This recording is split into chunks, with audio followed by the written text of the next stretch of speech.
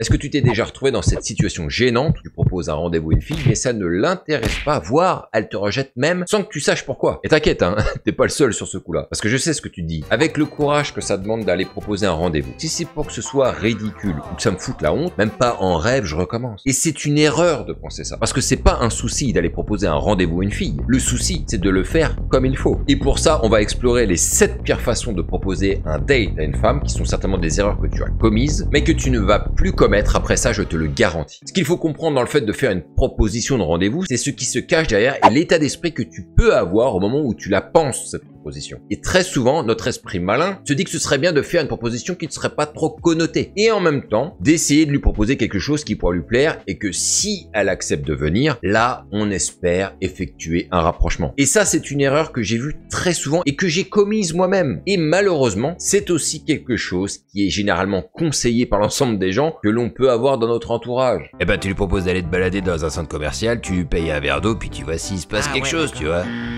Et ce type de conseil nauséabond, oui, les gars, j'ose le terme, nauséabond, met directement en lumière quelque chose de fondamental et dont les gens ne pensent pas au préalable. Et c'est dans la manière dont l'ordre des choses sont faites. Et avant toute chose, avant même de proposer quoi que ce soit à une fille, tu dois absolument comprendre qu'il n'y aura pas de rendez-vous sans bonne connexion. La majorité des gens vont te conseiller d'abord de proposer un rendez-vous et d'établir la connexion pendant le rendez-vous. Ce qui veut dire qu'à l'instant où tu proposes une sortie, il n'y a pas encore eu de réelle connexion. Et c'est le meilleur moyen pour que tu puisses essuyer un refus. Alors que le sens le plus efficace pour effectuer une demande de rendez-vous bien comprise par une femme, c'est d'avant tout d'établir une connexion avec elle. Alors plus ou moins forte, mais une connexion. Ce qui veut dire que tu dois déjà avoir échangé avec elle, mais je veux dire verbalement. Au boulot par exemple, si t'as pas eu plusieurs conversations dans des couloirs ou à la machine à café, alors il est fort à parier que la connexion soit pas suffisamment forte au point de pouvoir faire une demande de rendez-vous tient la route. Et il en est de même lorsque tu rencontres une femme dans la vie de tous les jours. Ce qui va jouer sur ta proposition de se revoir et d'échanger vos numéros de téléphone dépendra de la force de la connexion que tu auras eu donc avec elle. Si je devais schématiser, d'abord s'assurer d'avoir une bonne connexion, ensuite proposition de rendez-vous et après on renforce et on consolide la connexion lors du rendez-vous. Pas de connexion, pas de proposition de rendez-vous. Et j'en profite pour amener une petite précision. Une connexion ne veut pas dire attraction. On n'a généralement pas assez d'informations pour savoir si elle est attirée par toi sur une rencontre toute fraîche. Et généralement, les hommes veulent absolument savoir si une fille est attirée par eux avant de faire une proposition de rendez-vous. Mais comme on n'en est qu'au tout début, c'est très rare d'avoir cette information. Donc il te faut établir une bonne connexion d'abord. Et si je devais très rapidement résumer ce qu'est une bonne connexion, ce serait d'avoir eu un ou plusieurs échanges avec elle qui se sont bien passés. D'accord? Demander un stylo, c'est pas une connexion. Ça m'est d'ailleurs déjà arrivé d'aborder des femmes où j'ai pas réussi à établir une bonne connexion sur l'instant. Et dans ces cas-là, quand je proposais un rendez-vous, ça loupait jamais, ça leur disait rien. Parce que pour établir une vraie connexion, il faut avoir pu créer un ou plusieurs échanges avec elle, où elle a pris du plaisir à échanger avec toi. Et quant à ça, généralement, c'est bingo. Autre chose qui pose un très gros problème et qui est un véritable poison dans la façon de proposer un date à une femme, c'est la proposition non assumée. C'est-à-dire, et ça va faire le pont d'ailleurs avec ce que je viens de dire juste avant, c'est que tu veux lui proposer un rendez-vous galant, mais tu ne l'assumes pas vraiment. Et ça va se traduire par une proposition de rendez-vous qui ne sonne pas comme un rendez-vous galant, mais plus comme un moment de partage comme on le ferait avec des amis. Parce que la raison derrière, c'est de se dire que si on fait une proposition pas trop connotée, elle aurait plus de facilité à accepter que si elle comprenait que ça pourrait ressembler à un rendez-vous galant. Sauf que si tu fais une proposition de rendez-vous qui ne ressemble pas vraiment à un rendez-vous galant, eh ben il va y avoir de la confusion dans la manière dont elle va interpréter ta demande. Et pour beaucoup d'hommes, l'idée c'est de ne pas être pris en flagrant délit de proposition de rendez-vous trop connotée parce qu'ils n'assument pas, tout simplement. Sauf que si tu tombes sur une femme aguerrie, elle va te faire la remarque directement.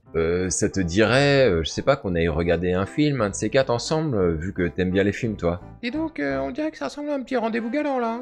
Non, c'était comme ça. Faut pas forcément voir quelque chose. Si tu préfères pas, y a pas de souci, on fait pas, hein, c'est comme tu veux. Et là, clairement, une femme un peu aguerrie voit directement que tu n'assumes pas ce que tu es en train de faire. Et que tout ceci n'est pas très clair, d'ailleurs. D'ailleurs, étant donné que ce n'est pas très clair, mais que tu dis que c'est juste comme ça, et qu'il ne faut pas forcément y voir un rendez-vous galant derrière, eh ben, ça va la conduire assez rapidement à prendre ce que tu dis pour argent comptant. Et elle va commencer à penser que tu ne fais que proposer proposer une sorte de balade de potes et donc que tu ne la considères pas comme une femme qui t'attire. Alors que si elle te fait la remarque que ça ressemble étrangement à une demande de rendez-vous galant, la meilleure des réponses, c'est de jouer sur une ambivalence qui va la déstabiliser. Dis donc, on dirait que ça ressemble à un petit rendez-vous galant là. J'en sais rien, peut-être que oui, peut-être que non. Et ce genre de réponse va laisser place à une sorte de mystère qui n'en laisse pas vraiment un en réalité. Ce qui veut dire donc qu'elle sait où elle est en train de mettre les pieds si elle te dit d'accord pour aller sortir. Une autre façon horrible de proposer un date, c'est aussi la proposition impersonnelle. Imagine que tu as rencontré une femme qui t'intéresse lors d'une soirée et que vous avez échangé vos numéros de téléphone. Plutôt que d'échanger un peu avec elle par message au préalable ou de l'appeler pour engager une conversation qui va te permettre de resserrer la connexion, ah oui, tu vas y avoir droit toute la journée les gars. Tu choisis directement d'envoyer un message générique quelques jours plus tard du genre salut, ça va? Ça te dit qu'on se voit ce week-end? Ce genre de message sort de nulle part. Il est impersonnel au possible et ne démontre qu'une seule chose, c'est que tu ne fais aucun effort pour établir les bases d'une relation qui prend soin un minimum de savoir comment elle va par exemple. Est-ce qu'elle est bien rentrée après la soirée? Est-ce qu'elle a réussi à être à l'heure pour son rendez-vous avec sa pote le lendemain vu l'heure tardive à laquelle elle s'est couchée? Bref, montrer un minimum d'intérêt envers la fille et éviter de faire des propositions froides en se disant que la conversation était suffisante et qu'on peut éviter toutes les modalités d'usage et faire directement une demande de rendez-vous. En clair, en utilisant un moyen de communication aussi froid et impersonnel que ce type de message, tu ne lui montres pas que tu t'intéresses réellement à elle, ce qui diminue drastiquement tes chances d'obtenir une réponse positive. Ensuite, et toujours dans les propositions foireuses, on va avoir assez souvent la proposition trop cliché. Imagine que tu invites une femme à sortir et que tu lui dis « Est-ce que ça te dirait que je sois ton prince charmant le temps d'une soirée et que tu sois ma princesse et que nous partagions un dîner romantique ?» Cette proposition est d'un cliché affligeant en utilisant des phrases toutes faites tirées de contes de fées et de films romantiques à l'eau de rose en pensant que ça va obligatoirement la séduire vu que comme les filles sont bercées aux contes de fées et aux contes de princesses depuis toute petite et qu'elles attendent le prince charmant, du coup, le fait de lui proposer cet imaginaire va forcément lui plaire.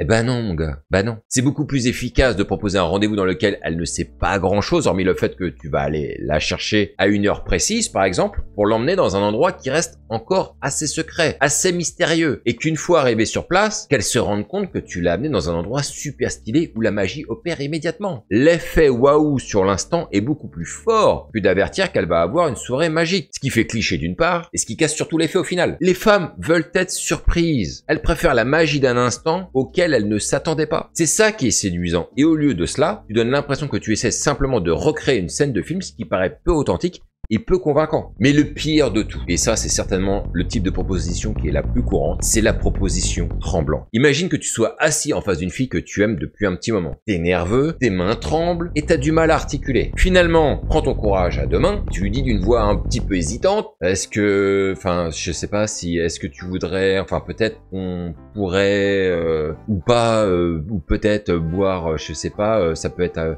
par exemple un café, peut-être ensemble. Ce type de proposition tremblante est le résultat de ton anxiété et de ta peur face à l'échec. Ton manque de confiance en toi va transparaître à travers une voix super hésitante et des gestes qui sont du coup très mal assurés. Malgré tes efforts pour tenter d'exprimer tes sentiments, ton invitation va provoquer un moment de malaise où la fille ne voit pas vraiment où tu veux en venir. Où tu passes du coup pour un mec très bizarre. Comme si t'essayais de glisser un message dissimulé quelque part. Et quand la fille capte ce qu'il est en train de se passer, généralement elle te regarde avec beaucoup d'empathie pour te dire qu'elle préfère que les relations restent où elles en sont aujourd'hui, ce qui va te mettre d'ailleurs une gifle monumentale. Alors que si t'avais envoyé d'une manière fluide et assumée, ça te dirait qu'on aille prendre un café un de ces quatre. Elle aurait du coup une manière beaucoup plus joviale de te répondre positivement. Mais en même temps, que si sa réponse est négative, ben c'est ok pour toi. C'était juste une proposition et tu n'en attendais rien en restant avec le sourire. Mais attention, à l'inverse de ceux qui tremblent, il y a aussi ceux qui sont trop pushy en faisant une proposition trop pressante. Imaginons que tu as invité une fille à sortir et qu'elle te dise qu'elle doit vérifier son emploi du temps avant de te donner une réponse. Au lieu d'attendre patiemment, tu insistes de manière excessive en lui envoyant des messages répétés. Alors, t'as pu regarder ton emploi du temps? J'attends ta réponse. Ou en l'appelant plusieurs fois en peu de temps pour lui demander si elle a pris une décision. Cette attitude insiste de manière excessive pour obtenir une réponse immédiate, ce qui a tendance à mettre la fille sous pression et à la faire reculer. Au lieu lieu de lui laisser le temps de réfléchir à ta proposition, tu la forces à se décider rapidement, ce qui peut la mettre mal à l'aise et la faire hésiter à accepter ton invitation. Sans compter que si elle te dit qu'il lui faut un temps de réflexion, ça peut aussi souvent indiquer qu'elle n'est pas vraiment intéressée et que tu n'arrives même pas à t'en rendre compte. Du coup, t'insistes bêtement et t'es en train de passer pour un gros lourdingue. Et c'est dans ce genre de situation que certaines femmes commencent à évoquer le harcèlement. Ah oui. Ah ben j'ai lâché le mot.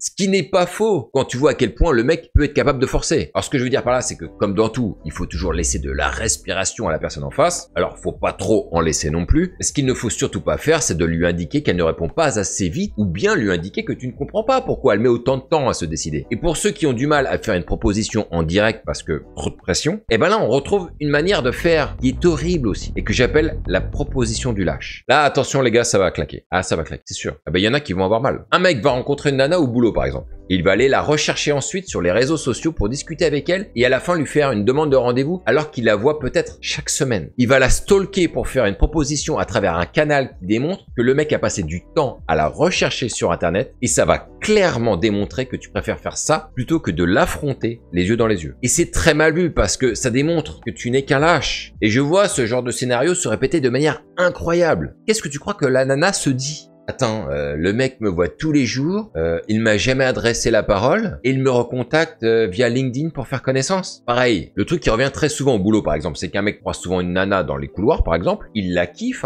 il la trouve très jolie, très charmante, il cherche son mail et il lui envoie un mail sorti de nulle part. Et ça, je te conseille de ne pas le faire parce que un mail, ça se partage. On est dans un milieu professionnel et ça pourrait te porter préjudice. Pareil pour un mec qui prend souvent le café avec une nana comme un collègue et qui décide du jour au lendemain de lui déclarer sa flamme par mail. Tout ceci ne démontre qu'une seule chose, c'est que tu es un lâche et que tu n'assumes pas. C'est tout. Les choses sont dites les gars. La seule chose à faire, c'est de construire une connexion avec elle au préalable en face à face et de lui proposer en face à face un rendez-vous et pourquoi pas une fois que c'est validé de peaufiner les détails du date à travers des mails, mais pas plus que ça. Donc voilà toutes les façons horribles de proposer un rendez-vous à une femme qui te porte préjudice très probablement. N'hésite pas à donner des exemples complémentaires dans les commentaires, ça va aider plein de gens. Sur ce, je te dis à la prochaine, on ne lâche rien et vive ce putain de game.